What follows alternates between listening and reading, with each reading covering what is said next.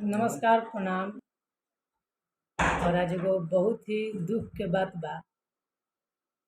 भोजपुरी में आजकल लोग तनी ज़्यादा उड़ता का कहल जाओ, गाना चुरा के लोग अपना आप के स्टार राइटरे समझौता।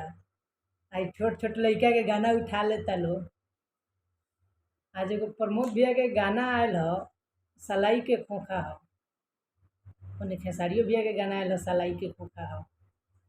एल्बम के नाम चेंज बा। तो लोग कहता कि असली चोर के बा।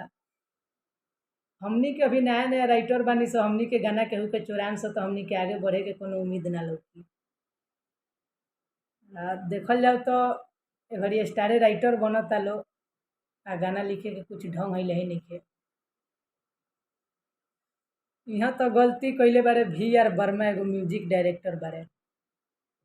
लोग के तार म्यूजिक पसंद ना आई तो लोग ऐसे ही गावे लगी।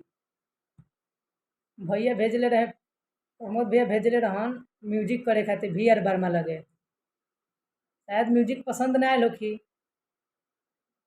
अब उनकर मिलान भयल अखिलेश कश्यप से, भोजपुरी के जाने माने राइटर, जेकर फैन फॉलोइंग लाखों में बा, करोड़ों में आदमी खेले वाला। हमनी के छोट मोट राइटर के गाना उठा लेत हवन लोग। आ सेम चीज़े उठल बा, सेम चीज।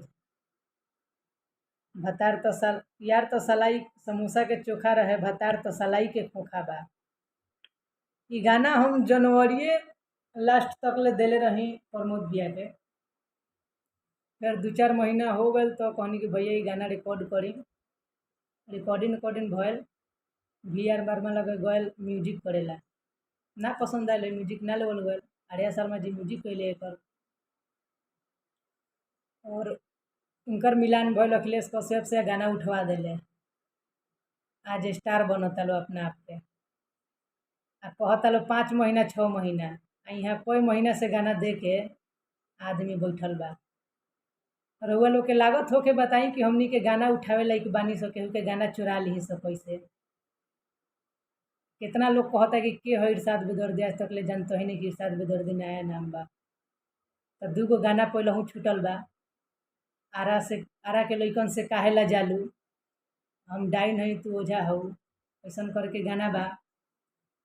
और ई एगो गाना रहे, एकरा के लोग अपन गाना बता रहल बा, देखा रहल बा कि 5 महीना पहिले 6 महीना पहिले हमनी के वीडियो बनैले बानी सब। वीडियो 5-6 महीना पहिले बनल बा। ई 2 महीना में ई खेला भइल बा, 1-1.5 महीना में। VR वर्मा ना जइते आ ना गाना लीक होई। VR वर्मा अपना आप के ढेर तेज बनतारे। 2-4 गो गाना बा अउरी उनकरा लगे, आ लीक होई न अबकी तो बढ़िया से रेलैया होई उनकर। जेंगे रेलैया कइल जाला ओंगे रेलैया होई। अभी तो फोन नइखन उठावत केहू के, खाली उठावस फोनवा।